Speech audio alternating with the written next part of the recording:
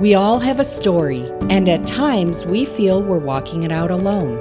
Let's pause and think. Join us for honest conversations about adoption and parenting as we lament, encourage, give hope, and explore our true identity and worth in Christ.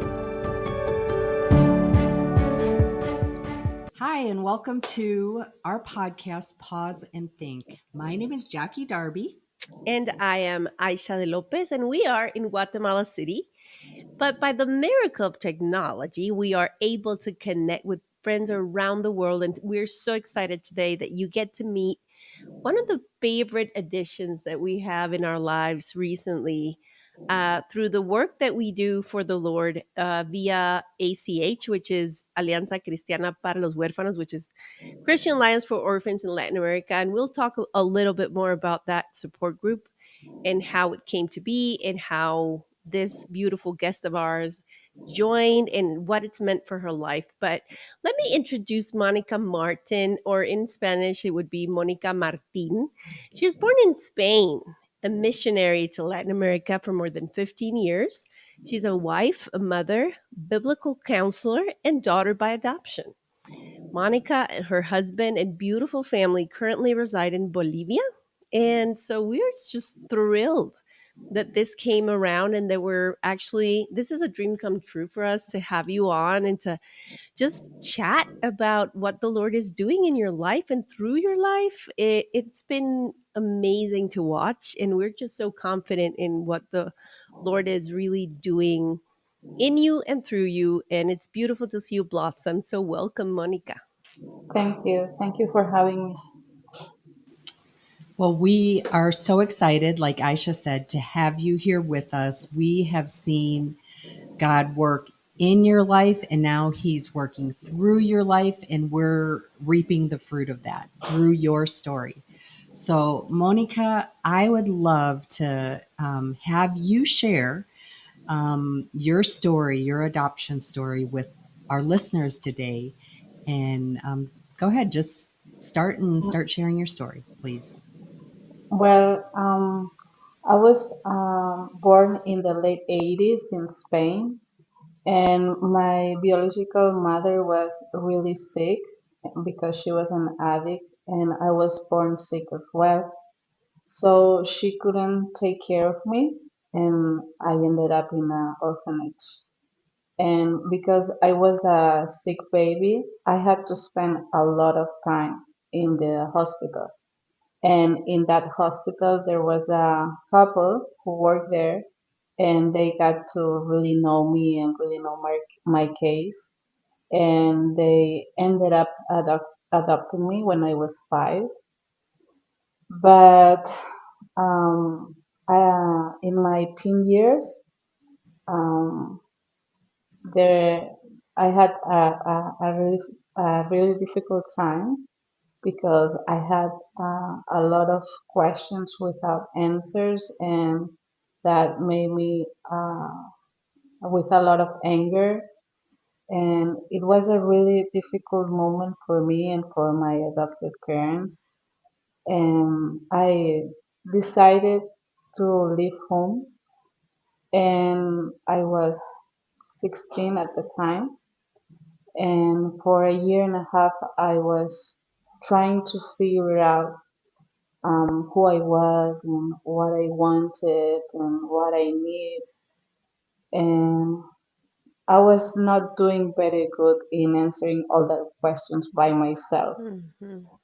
So until I had the opportunity to travel to Peru when I was 17, 18, and I went to work with children at risk.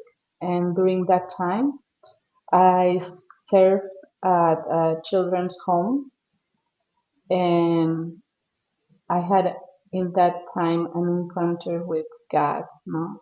And that was my starting point to really answer the question of who am I.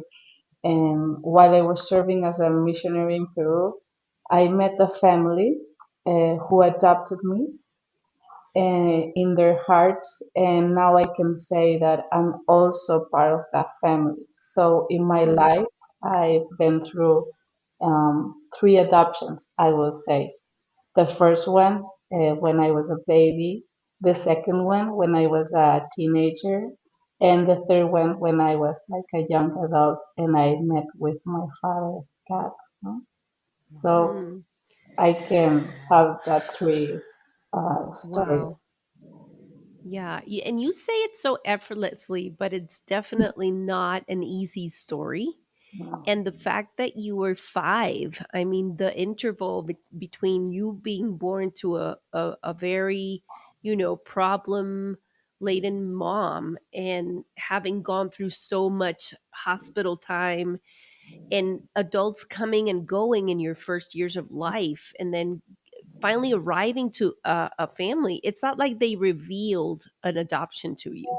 Mm-hmm. Like you always grew up with that as part of you, who you were. Mm-hmm.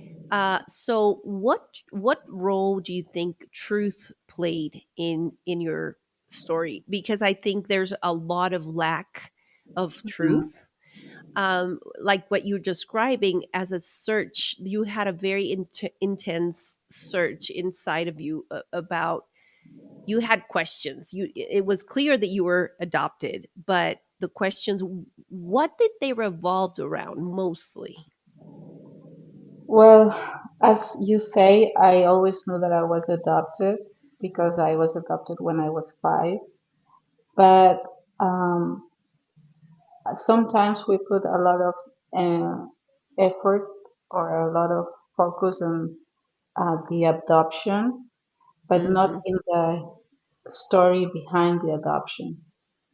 And I knew I was adopted, but I didn't know about what happened, why was adopted, the story behind that. So when I was 13, more or less, I was able to talk to my adopted mother and ask her because I really wanted to know what happened because I was always reading books and watching movies and dreaming about maybe a family member from Morocco that she would came and save me or a brother or I don't know. I was always like dreaming about uh, somebody that would come and pick me up and tell me that they are my family and there's a big family waiting for me or something like this. So Wow. I asked her and she couldn't tell me a lot. But what she told me was really sad for me, because I couldn't fix it. There was nothing that I could Hmm. do to fix it. So I had information, but I couldn't do much with it. So Hmm. that made me really angry. And I thought it was really unfair because I couldn't play a role in it. The story was the story. Exactly. And it really affected me, but I couldn't do anything about it. So that made Hmm. me really angry at the time. Wow. So you were able to have a conversation with your adoptive mom, I believe you said when you were 13, Hmm. because there was something inside of you who you wanted to understand your story. You wanted the truth about your story. And Hmm. so, in the things your mom was able to express with you, it created all these emotions, anger, Hmm. sadness, different emotions in you.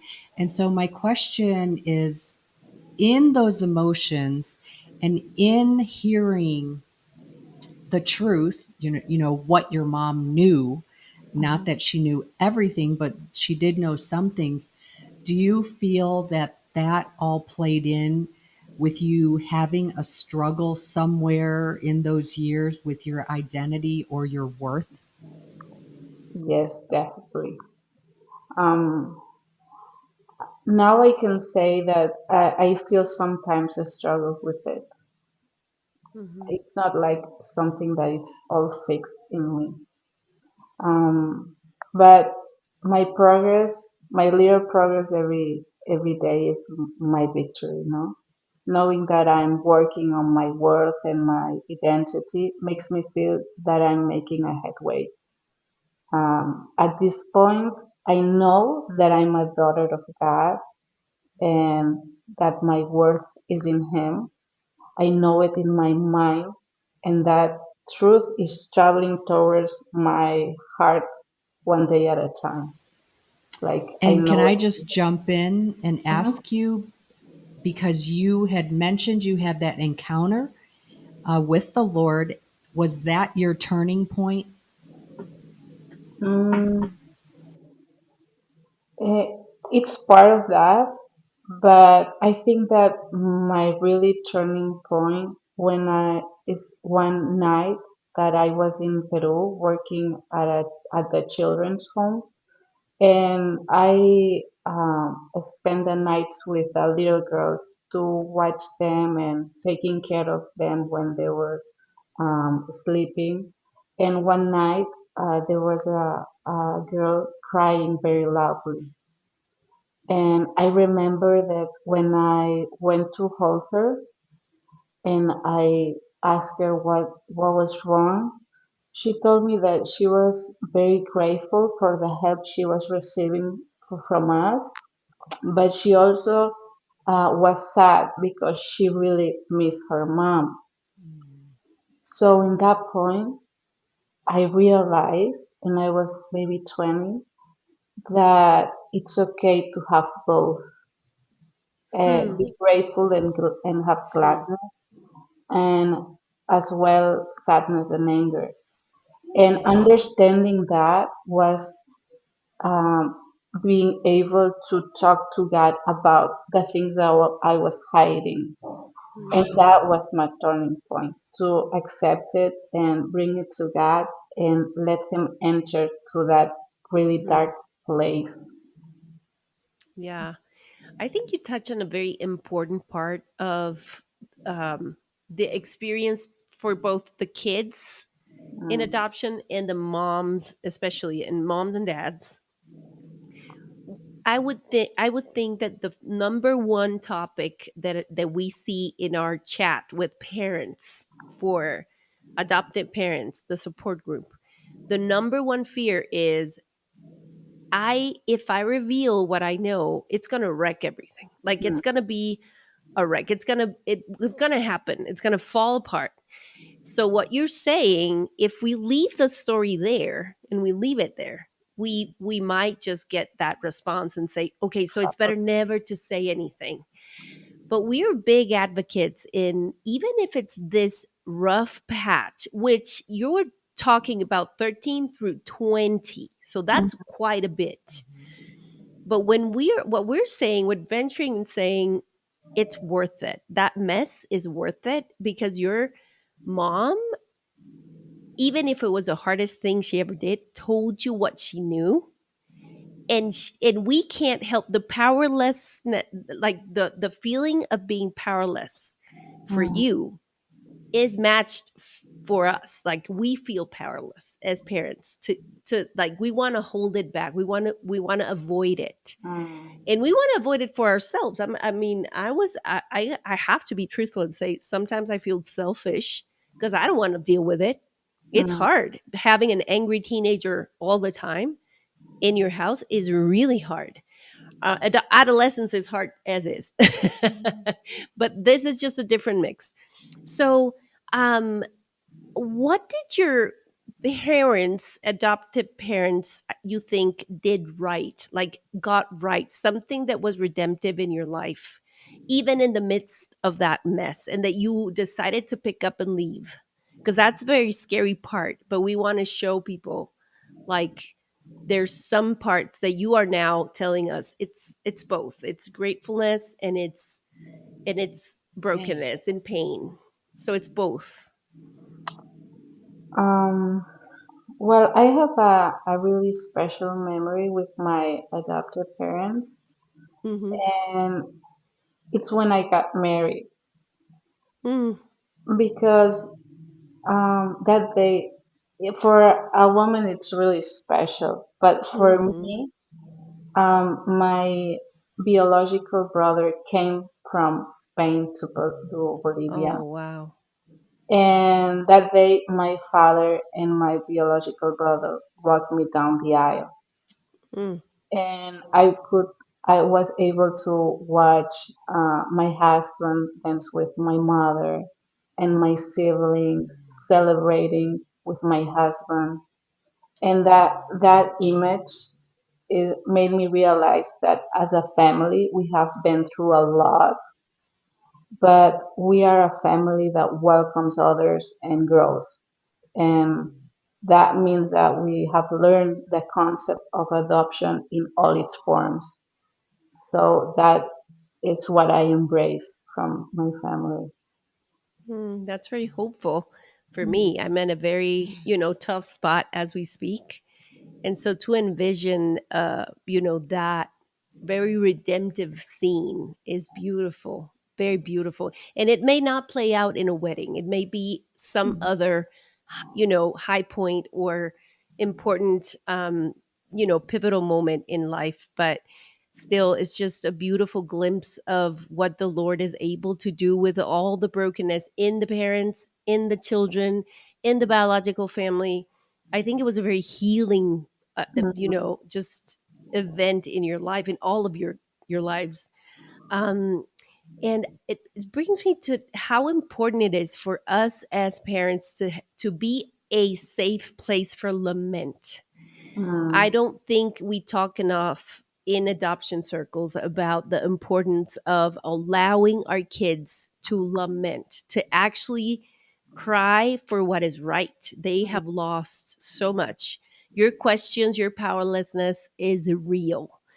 And so, how can adoptive parents become safer places, if mm. or safe if they're not being safe places for our children to just break down and acknowledge the pain? Well, I think that sometimes when we see somebody that we love and we care a lot crying, it's like they push a button and we want to respond and do something about it so they don't cry anymore. Mm-hmm. And that is received like my tears are frightening. There's something in my tears that are not good, that they have to, you know, clean it up. So responding to grief with validation and love. In my story, I felt that I could not cry because adoption is supposed to be about gratitude and celebration only. So I would have Mm-hmm. needed adults to help me build a healthy narrative of my grief with compassion and hope that they will not be frightened of my tears. That is so powerful. I think Jackie has so much to add to Oh that. my goodness, that's so good. Uh, I just really appreciate you saying that because we hear so many times that from us adoptees that when we get to the point we want to express it, Mm, and if we show tears or anger or feelings, that makes the other person very uncomfortable. I understand that because I'm a mom, not of adopted kids, but it does make me uncomfortable. I admit that. But it's a challenge to me as a parent that we need to validate our child's emotions. Mm-hmm. And especially in the area of adoption, there's just another layer of emotion, of pain, Yep. and trauma that when God brings it to the top to surface, we should be that safe place to listen and validate and show compassion, like you said. And so I really appreciate all that you shared. You've shared so many amazing points. Mm. Um, and lastly, we met through our support group in Latin America, a ministry from ASEACHE, Christian Alliance for the Orphans. During 2020, when the whole world shut down, but God allowed us Mm-hmm. to start the support group for Mm-hmm. adult adoptees. And Monica, you have been such a strong voice, Mm-hmm. brings tears to my eyes because I've seen you grow so much and come out of your shell, sharing your story little by little with us and being very vulnerable. And I so appreciate everything that you've shown, taught me. I know you're a biblical counselor now. You're a very wise woman. Not only have you been educated, but you speak from the heart. And so I know you have a lot to share. But what is something you could share with our listeners? How has our group helped you, even as an adult, Mm. process um, all that you've been through, even as an adult? Because I remember you first shared in the very beginning how, I'm still not completely healed, basically. But that's why we have this support group for us to process and walk through our adoption stories. How has our group um, helped you in this process? Well, for me, adoption always was like something that described me. Like, I have brown hair, I'm adopted. Mm-hmm. Okay, that's it. And I didn't like go inside my story in a profound way and see what that really means for me and for my story that I'm adopted. And in that group, I was able to do that journey and not do it alone.